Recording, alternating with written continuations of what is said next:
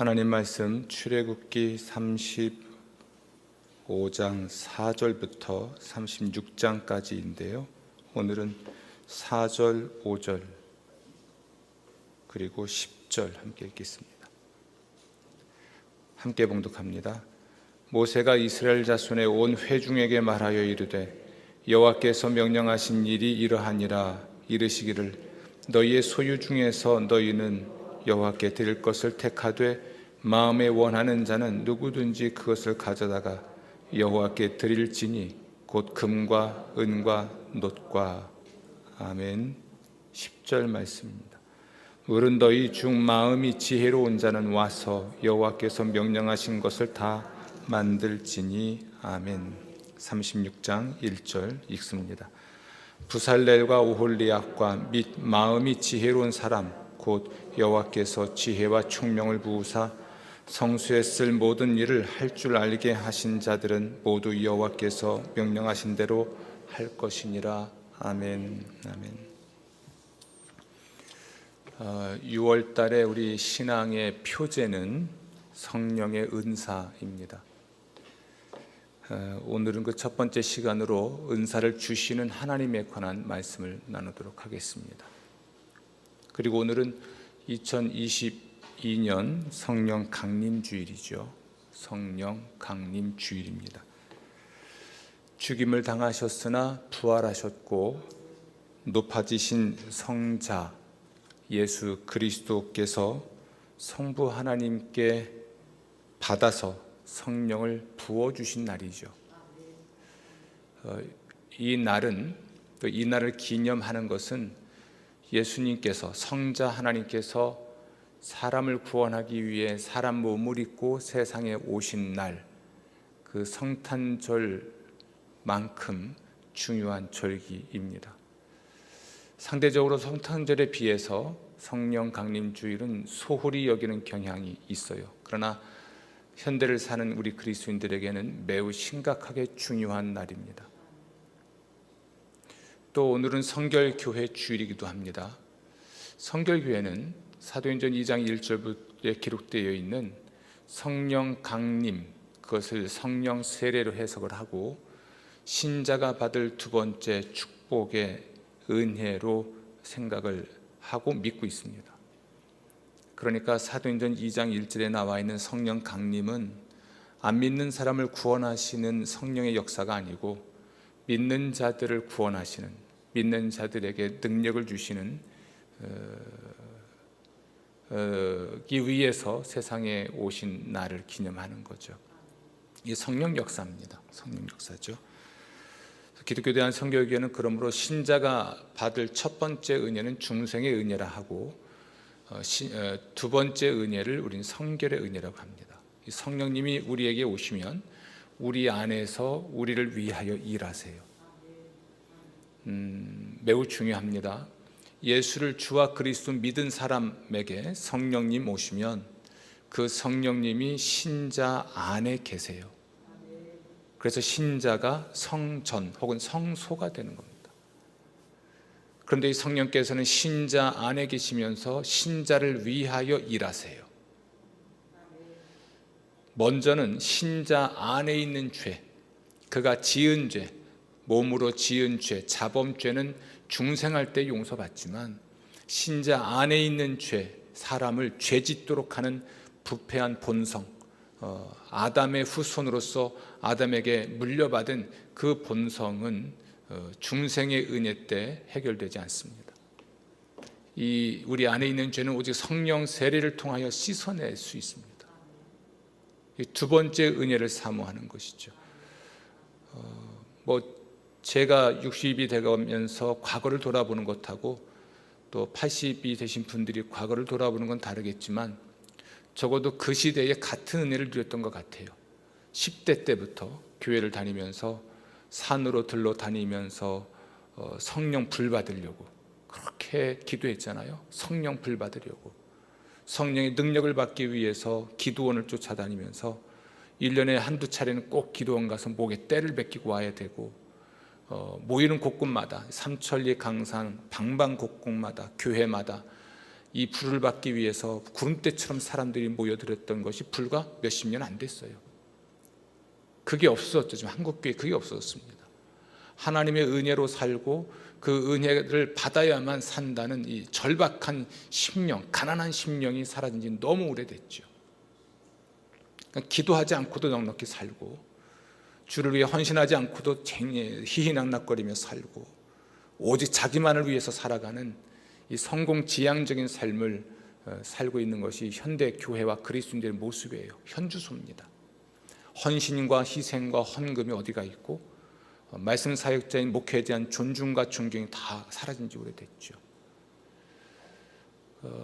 불과 몇십 년 되지 않은 1980년대 90년대 초반까지만 해도 어떻게 좀 겨우겨우 명맥을 이어갔던 이런 성령의 불같은 역사가 사라진 지가 한 30년 된 것 같습니다.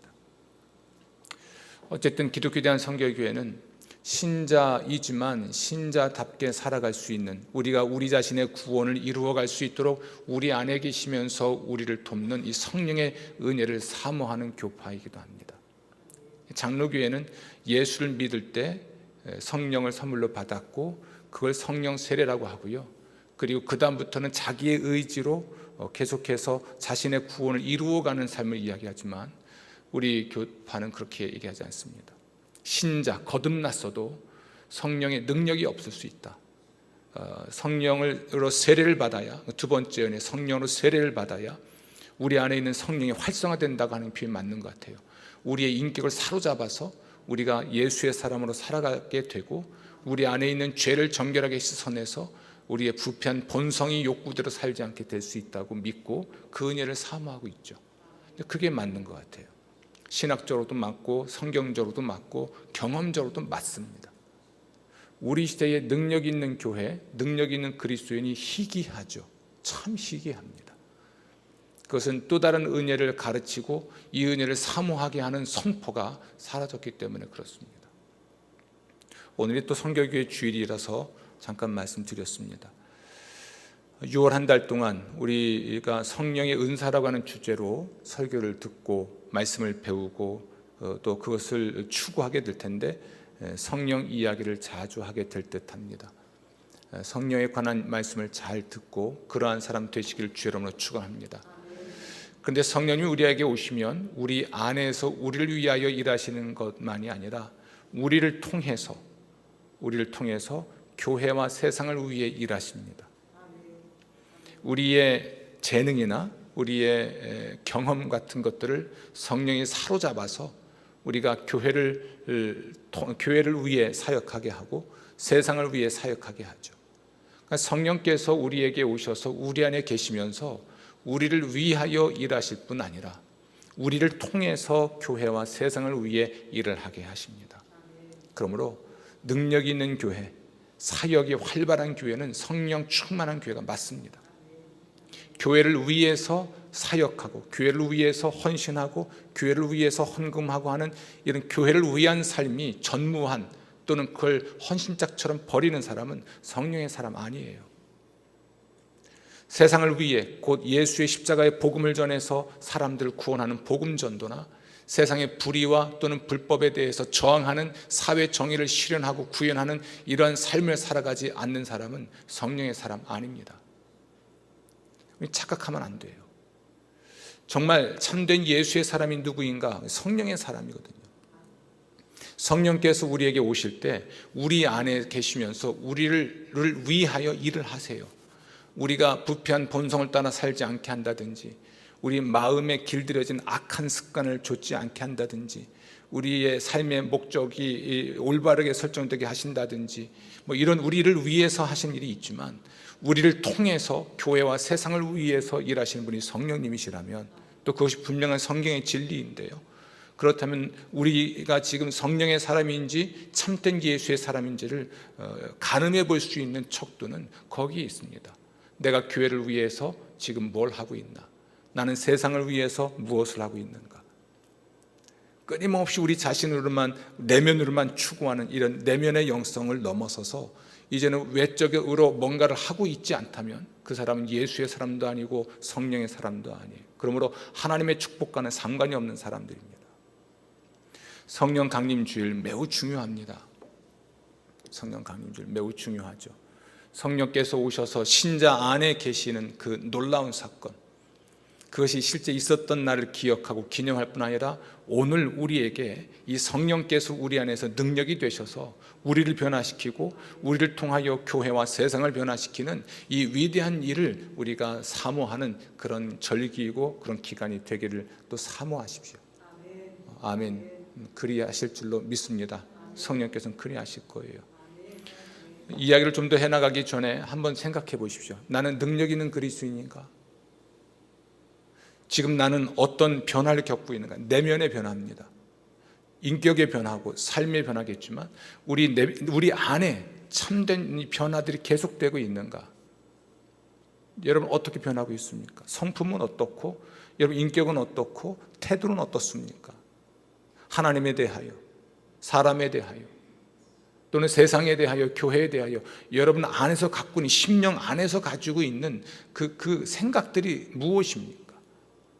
심령이 가난할 뿐 아니라 마음이 청결한 자가 하나님을 볼 것인데 정말 여러분 마음이 어떤지를 돌아보시는 겁니다. 이런 은혜를 사모하고 있는가?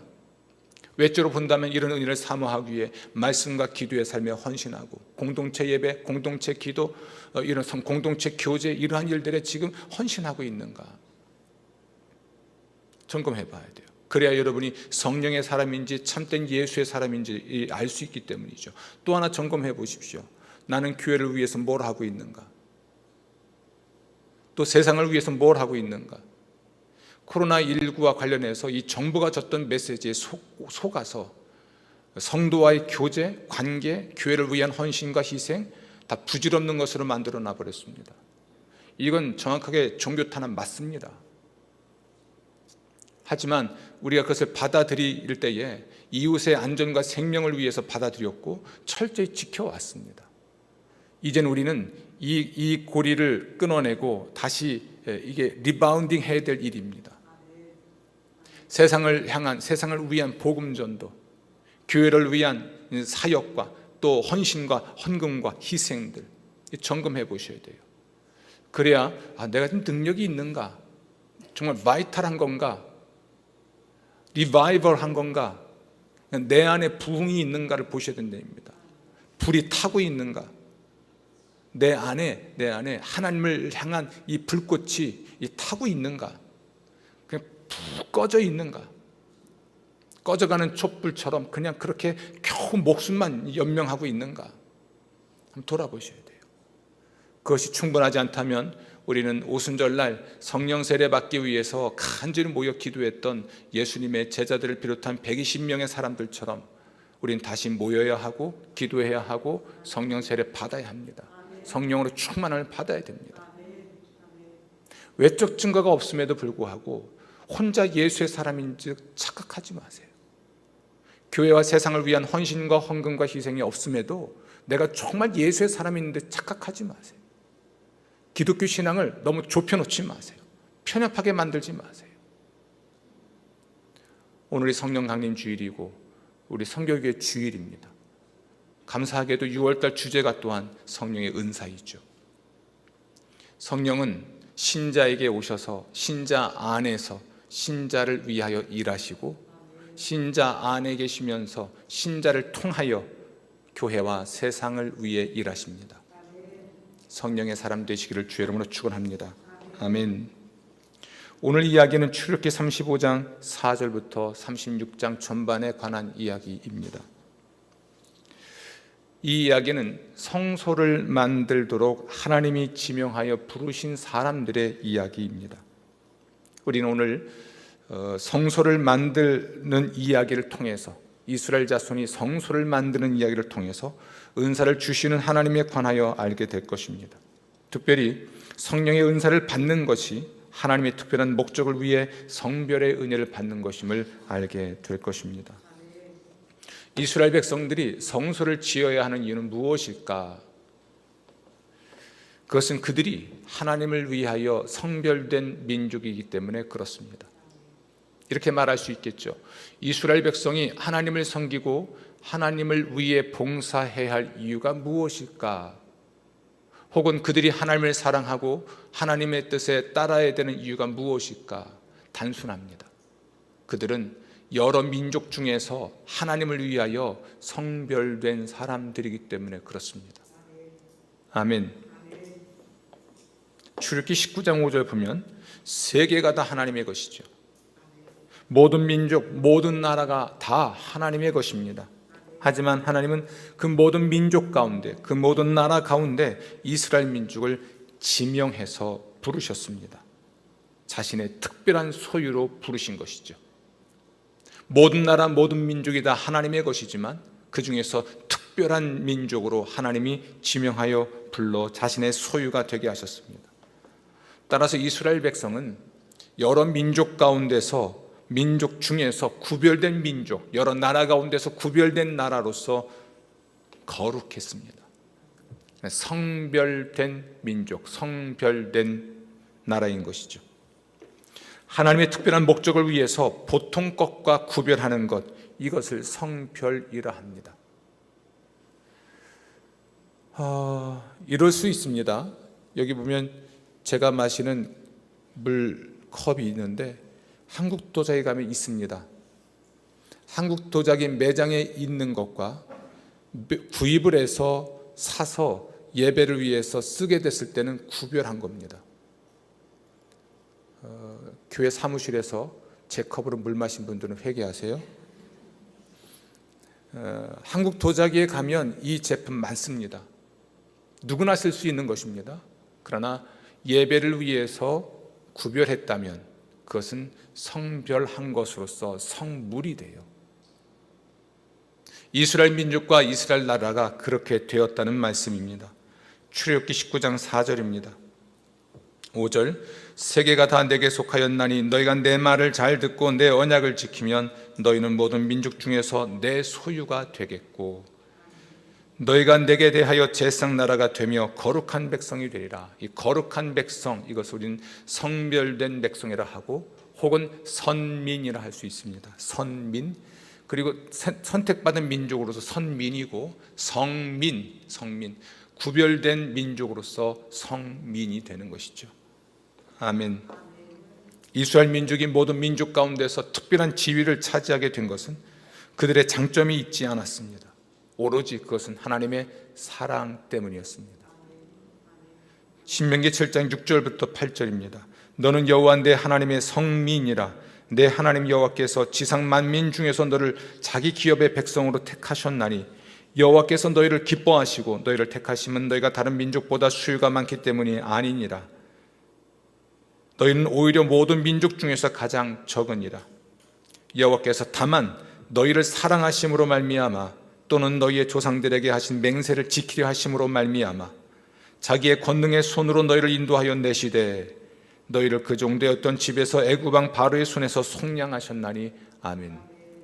너희를 사랑하심을 인하여 그리고 너희의 조상들에게 하신 약속을 지키기 위하여. 그러니까 하나님은 이 사랑하시기 때문에 언약을 지키시는 신실하심 때문에 그들 애굽에서 구원하여 자신의 소유로 삼으셨다는 것입니다. 아멘, 아멘. 이것을 우리는 사랑의 성별이라 할 수 있습니다. 사랑하셨기 때문에 성별하신 거예요. 아멘. 이제 이스라엘 백성들은 사랑의 사랑의 성별에 대하여 응답해야만 했습니다. 하나님이 그들을 사랑하여 여러 민족 가운데 자신의 것으로 지명하여 부르신 것이죠. 이런 하나님의 사랑의 성별에 대해서 이스라엘 백성은 응답해야만 했습니다. 곧 자기 자신과 자기의 소유를 하나님을 위하여 구별함으로써 그들은 하나님의 성별에 대하여 자신의 성별로 응답해야만 했던 것이죠. 이런 이야기입니다. 자기가 가지고 있는 것들 중에서 하나님을 위하여 구별하는 것. 물론 모든 것을 구별하여 우리가 쓰지만 그 중에서 특별히 하나님을 위하여 구별하는 것. 나의 시간 중에서 모든 시간을 우리는 하나님을 위해서 쓰지만 특별히 특별한 하나님의 목적을 위해서 그 시간 중 일부를 따로 구별하는 것. 여러분 이것을 새벽 기도 나온다든지 혼자 말씀 보고 묵상한다든지 이런 차원으로 제한하지 마십시오. 이건 정확하게 하나님의 특별한 목적을 이루기 위한 헌신과 희생의 삶을 이야기하는 겁니다.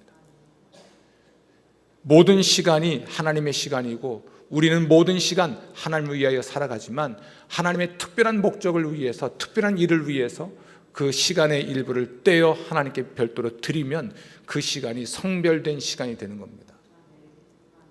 돈도 그렇습니다. 내게는 모든 돈이 하나님의 돈이지만 그 중에서 하나님의 특별한 일과 목적을 위해서 구별하여 드리는 것, 이것이 우리는 성별된 돈이라 할 수 있습니다. 우리의 재능도 그렇습니다. 우리의 건강도 그렇습니다. 우리의 생명도 그렇습니다. 일반적인 것과 특별한 것을 잘 우리는 구별해야 돼요. 일반적으로는 내 생명 전부가 하나님의 것이고 내 재능 전부가 하나님의 것이지만, 그러나 그 중에서 하나님의 특별한 때에 특별한 일을 위해서 따로 구별하여 드리는 것을 우리는 성별한다, 이렇게 말을 하는 겁니다. 우리가 우리 자신을 성별하고 우리의 소유를 성별하고 우리의 시간과 재능을 성별하는 이유는요, 우리가 하나님께 먼저 사랑을 받았고 그 사랑의 성별을 통하여 하나님의 백성이 되었기 때문에 그렇습니다. 우리의 구원을 한번 살펴보십시오. 로마서 5장 8절은 우리가 아직 죄인 되었을 때에 그리스도께서 우리를 위하여 죽으셨다라고 이야기합니다. 그러니까 우리가 여러 사람들 중에서 가장 거룩하고 가장 선하기 때문에, 가장 우리가 한 일이 많았기 때문에 우리를 구원하신 것이 아니라 죄인이었지만 죄인을 위하여 하나님이 자기 아들을 제물로 바치시고 그 죄인을 구원하기 위하여 하나님의 아들이 자기 목숨을 버리신 것, 이것을 요한복음 3장 16절은 하나님의 사랑이었다, 이렇게 말을 해요. 에베소 2장 8절은 그 은혜에 의하여 믿음으로 말미암아 구원받았다, 이렇게 증언합니다. 하나님의 사랑을 먼저 받았습니다. 그 사랑의 성별을 받았어요. 하나님의 은혜를 먼저 받았습니다. 은혜의 성별을 먼저 받았습니다.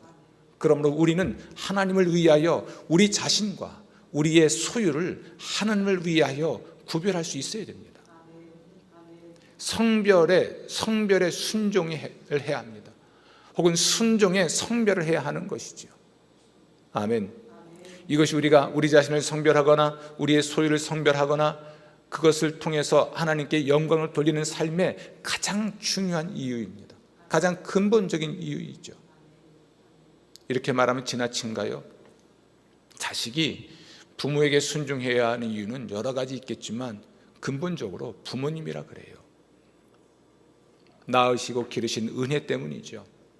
물론 우리 사람은 완전하지 않아서 아무리 부모여도 가장 좋은 것을 주지 못할 때도 있지만, 그렇게 부족함에도 불구하고 자식된 도리를 다 하는 이유는 부모님이라 그래요.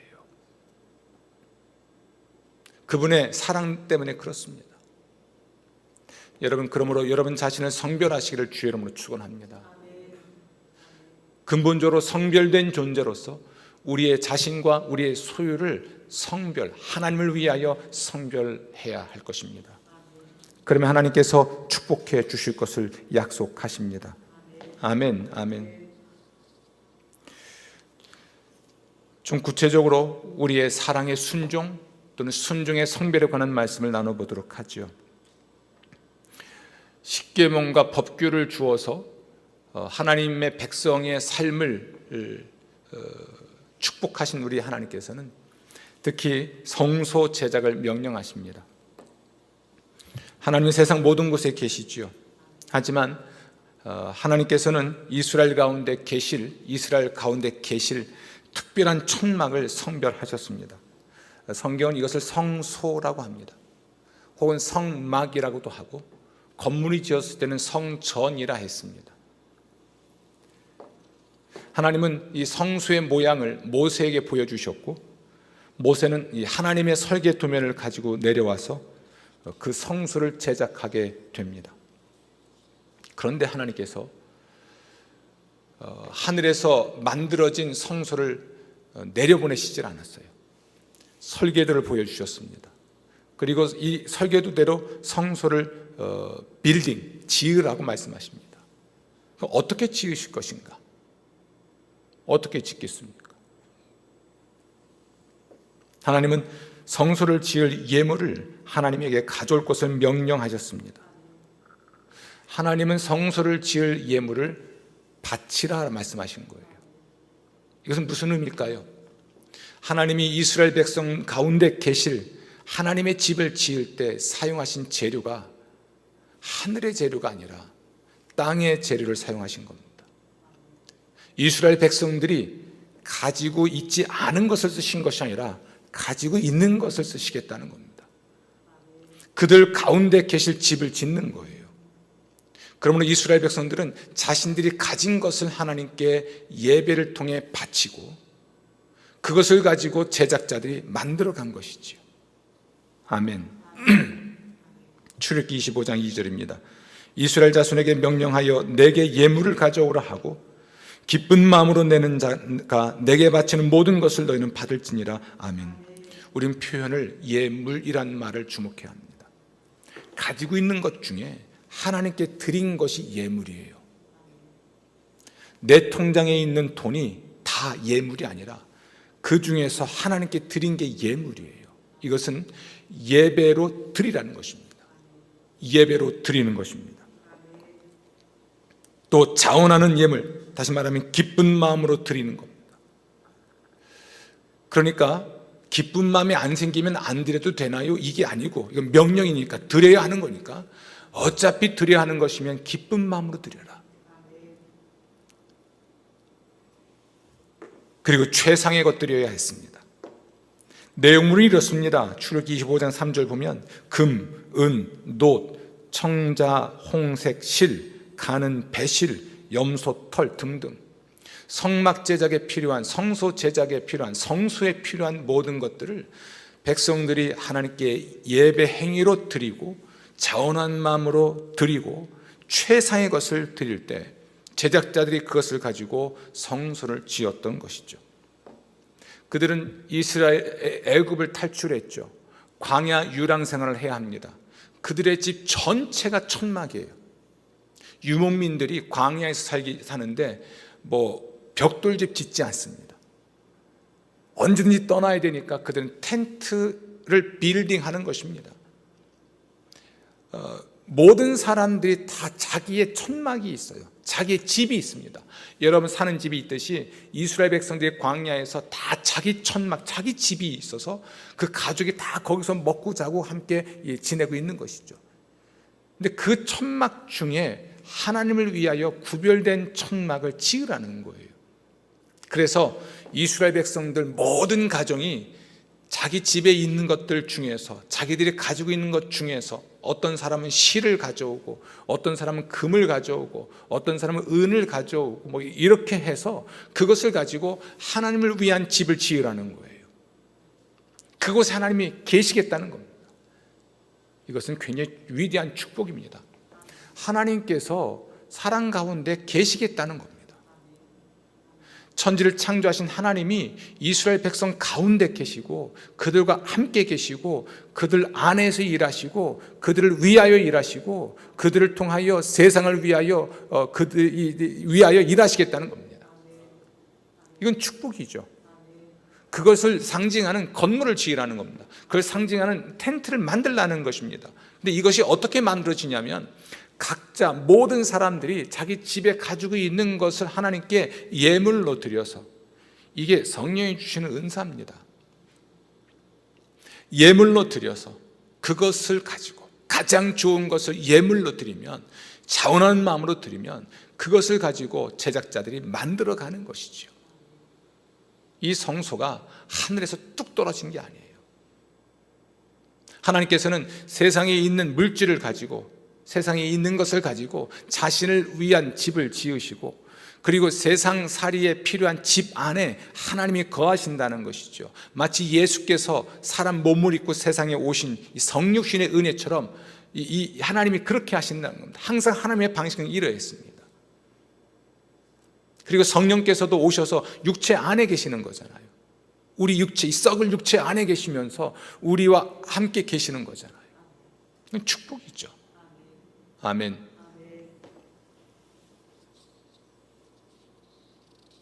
이렇게 자기가 가지고 있는 것들 중에서 하나님을 위하여 구별한 것을 우리는 성별이라 하고, 그렇게 구별된 물건을 우리는 성물이라 합니다. 아멘. 아멘. 놀라운 것은 35장 21절입니다. 마음이 감동된 모든 자와 자원하는 모든 자가 와서. 참 이게 놀라운 일이에요. 마음이 뭐 됐습니까? 감동됐다. 성령의 감동입니다. 사도행전 4장 가면, 2장과 또 4장 가면 성령 충만한 사람들이 한 일이 무엇이었습니까? 자기의 소유를 팔아 사도들의 발 앞에 갖다 두는 것이었죠. 이건 신약성서의 이야기고 구약성서에서도 마찬가지예요. 하나님의 일을 위하여 그들은 자신의 것을 성별하여 드리는 것이죠. 그때 감동된 자라는 표현은 성령에 의하여 마음이 움직였다는 얘기입니다. 좀 크게 보면 이렇습니다. 하나님을 위한 일, 그 위대한 일이 항상 역동적으로 일어나는 교회는요, 성령에 감동된 교회가 맞습니다. 가지고 있는 것으로는 아무것도 할 수 없지만 그 이상의 것을 초월해서 뭔가를 해내는 교회, 성령에 감동된 사람들이 헌신하는 것을 통해서 이루어지는 것이죠. 아멘. 성령 역사입니다. 성령께서 은사를 주신다고 할 때 우리는 착각하면 안 돼요. 재능, 경험 외에 별도의 은사 아니에요. 이건 은사를 잘못 해석한 것으로 보여요. 그거 외에 별도의 은사가 아니라 재능과 경험을 하나님이 사용하시는데 그가 사용할 수 있는 것 이상으로 쓰십니다. 이렇게 말하면 어떨까요? 교사, 평생 그가 학생들을 가르치면서 사는 것이 직업인 사람이 있습니다. 이 사람이 교회에서 할 일은요, 교사하는 거예요. 교사가 되기 위해서 교육학을 배웠고 아이들을 이해하는 걸 공부했잖아요. 그리고 실제로 가르치는 기술도 배웠잖아요. 그걸 자기의 밥벌이를 위해서만 쓰는 것이 아니라 교회에서 다음 세대를 또는 성도들을 가르치는 데 쓰는 겁니다.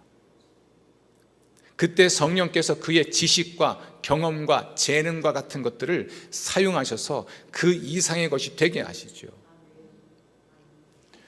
어떤 분은 그럽니다. 아유, 목사님, 제가 일주일 내내 학교에서 애들하고 씨름하는데 교회 와서도 애들하고 씨름해야 됩니까? 좀 쉬고 싶습니다.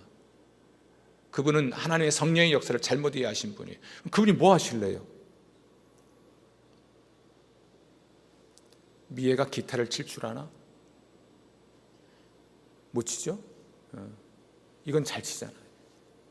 아유, 제가 지금 밖에서도 연주하는데 꼭 여기서도 해야 됩니까? 뭐 할래요? 기타도 못 치는 것이. 기타 칠래요? 그게 말이 안 되는 거죠. 성령의 은사를 오해하면 안 돼요. 하나님은 내게 이미 주신 재능이 있고 내 평생을 통해서 갈고 닦게 하신 것이 있는데 그것을 우리가 주님께 주를 위해 드리면 주님은 그걸 쓰시는 거예요. 아멘. 그게 은사입니다. 성령의 감동하심이 있어서 움직이는 겁니다. 교회가 코로나를 겪으면서 교회를 이탈한 분들도 꽤 계십니다. 늘 마음에 목사로서는 근심이죠. 아유, 11조 신자가 떠나갔네. 저렇게 헌금하시던 분들이 사라졌네. 근데 신기한 건 그 이상 헌금하는 분들이 등장하세요. 신기합니다. 아멘, 아멘. 그들이 뭔가 하나님을 위해서 드린다고 할 때는요, 성령의 감동하심이 있을 때입니다. 역설적으로 보면 이렇습니다. 내가 하나님을 위하여 뭔가를 성별하는 삶이 사라졌다. 자신이 성령의 사람인지 생각해 봐야 돼요. 성령은 하나님을 위한 삶을 살도록 감동하십니다. 아멘. 하나님을 위한 삶을 살도록 감동하시죠. 예수께서 말씀하십니다. 성령 임하면 너희가 권능을 받고 내 증인 되리라 그러지 않습니까? 성령 임하면 너희가 권능 받고 너희 잘 될 거야 이렇게 말씀하지 않았습니다. 성령 임하면 너희가 권능 받고 내 증인 될 것이다. 예수의 증인, 예수를 위한 삶, 하나님을 위한 삶을 살게 될 것이다. 이게 성령 세례받은 사람, 성령 충만한 사람의 외적 증거입니다. 끊임없이 내 인격의 변화, 나의 상처의 치유, 내 우울의 치유, 여기에 집중하는 사람들은 성령 역사를 너무 제한하는 것입니다. 그 역사 분명히 있죠. 변화된 사람의 외적 증거는 교회와 세상을 위해서 헌신하고 자신과 자신의 시간과 자신의 소유를 하나님을 위하여, 교회를 위하여, 세상을 위하여 성별하는 사람이에요. 그 사람이 진짜 예수의 사람이고 성령의 사람인 것이죠. 아멘. 그리고 이런 일들이 집단적으로 일어납니다. 하나님을 위해서 구별된 천막을 하나 짓는데 모세가 혼자 나서 다 짓지 않아요. 예물을 받으라라는 것입니다. 받아라. 그럼 모세는 예물을 드리라고 말을 해야 되는 것이죠. 저로 말한다면 헌금하세요. 이거 할 겁니다. 헌금하세요. 이게 왜 여러분에게 부담이 되는가? 돌아보세요. 왜 부담이 되겠습니까? 그런 소리 안 했으면 좋겠어요. 왜 그러는가? 성경을 보면 끊임없이 헌신과 헌금과 희생을 강조하시는데, 오죽하면 예수님이 그것저것 다 따지는 사람들에게 잘 생각해보고 따라라 그렇게 하지 않습니까? 우리는 이미 하나님께 사랑 많이 받았고 받고 있습니다.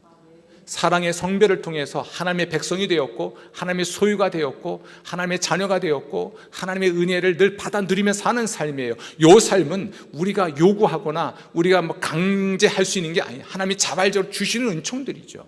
우리는 사랑의 성별을 통해 하나님을 위해 우리 자신과 우리의 소유를 우리 성별해야 합니다. 아멘. 이 성령의 감동하심이잖아요. 저도 이런 날이 오기를 꿈꾸는데요. 36장 5절 보면 모세에게 말하여 이르되 백성이 너무 많이 가져오므로 여호와께서 명령하신 일에 쓰기에 남음이 있나이다. 너무 많이 가져오므로 이런 말을 제가 하고 싶어요. 이런 복을 받고 싶어요. 목사님, 성도들이 너무 많이 가져와서 감당이 안 되니까 일을 못 하겠으니까 제발 좀 헌금하지 마세요. 이런 설교를 좀 해달라고. 이런 말을 듣는 건 죽은 후에나 들을 수 있을지 모르지만 봉고차 하나 사는데도 못 사는 교회인데 봉고차 하나를 못 사요. 우리 교회가 헌금해서.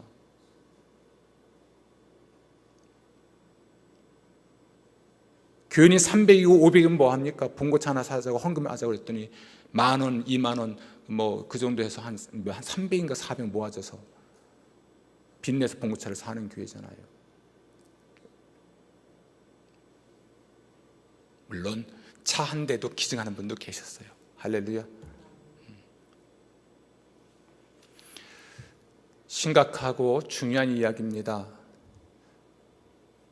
어려서부터 성령 은혜를 사모하고 삼각산 오르내리면서 산기도 하고 방언하고 예언하고 통변하고 환상 보고 때론 병도 고치고 귀신도 쫓아내본 경험이 제게는 있습니다.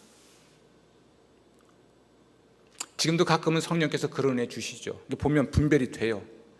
미안하지만 그 사람의 속이 보여요. 판단이 됩니다. 그 속에 뭐가 있는지 심리학을 공부했으니까 심리학적으로 이해가 되고요.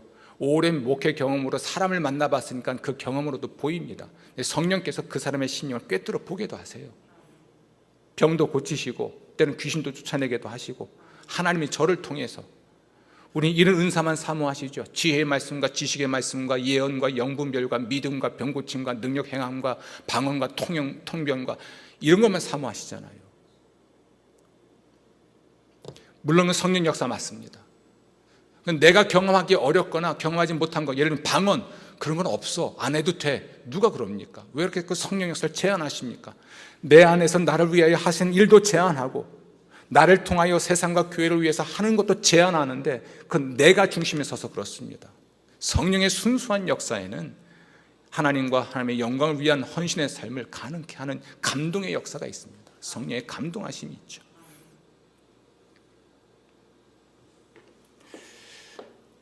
성소를 짓기 위해서 필요한 것은 이런 물질만이 아니죠. 사람이에요, 사람. 그래서 최고의 기술자를 하나님이 부르십니다. 35장 30절입니다. 여호와께서 부살레를 지명하여 부르시고 하나님의 영을 그에게 충만하게 하여 지혜와 총명과 지식으로 여러 가지 일을 하게 하시되 금, 은, 노수로 제작하는 기술을 고안하게 하시며 보석을 깎아 물리며 나무를 새기는 여러 가지 정교한 일을 하게 하셨고 아멘.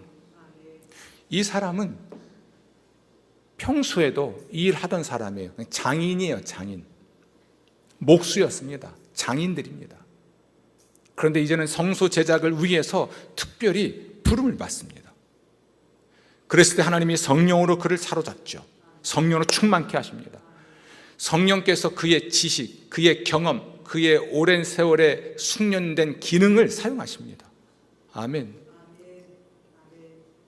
백성들이 가져온 예물, 그것을 가지고 보석을 깎기도 하고 나무를 맞추기도 하고 돌을 깎기도 하고 이렇게 하면서 성소 제작에 필요한 것들을 다 만들어 갑니다. 이 성령에 감동된 사람은 자기가 가진 것을 드릴 뿐 아니라 자기가 할 수 있는 일을 해요. 그래서 아까 말씀드리기를 교사 얘기한 것입니다. 목수 얘기할 수 있겠죠. 사업하는 사람 얘기할 수 있겠죠. 우리는 충분히 넉넉히 주를 위해서 뭔가 할 수 있는 사람들입니다. 기존의 생활과 생계를 위해서 뭔가 할 수 있었던 역량, 그것이 재능이 되었던 또는 경험이 되었던 그것을 성령께서 쓰시니까 하나님을 위한 성소 제작을 그를 통해서 하나님이 하시는 겁니다. 여러분, 모세가 제작했다고 하지 않아요. 모세가 보석을 깎고 안 했습니다.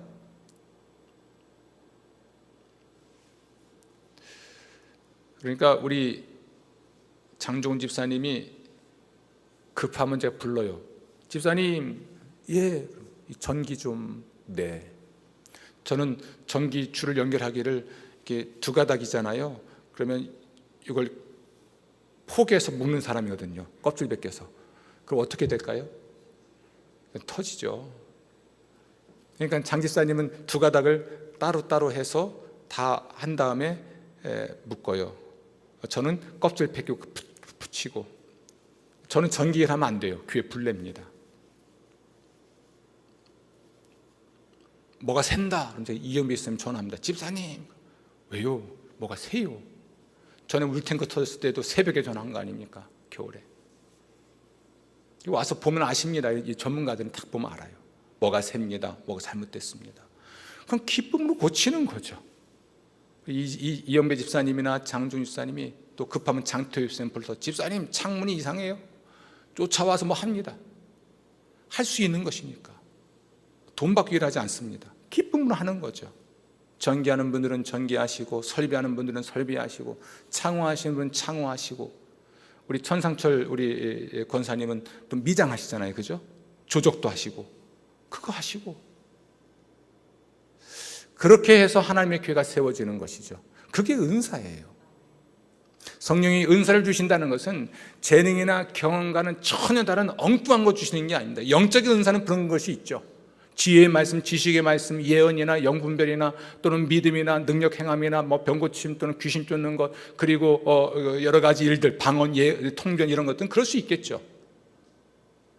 그러나 세상을 위하여, 교회를 위하여 해야 할 그 일들은 또 다른 얘기입니다. 성령이 은사를 주셔서 뭔가를 해나가실 때는 기존의 것, 재능과 경험, 이 두 가지를 성령이 사용하신다는 것을 의미해요. 그때 우리는 자원함으로 우리 자신을 드리는 겁니다. 그래서 이건 헌신이라고 해요.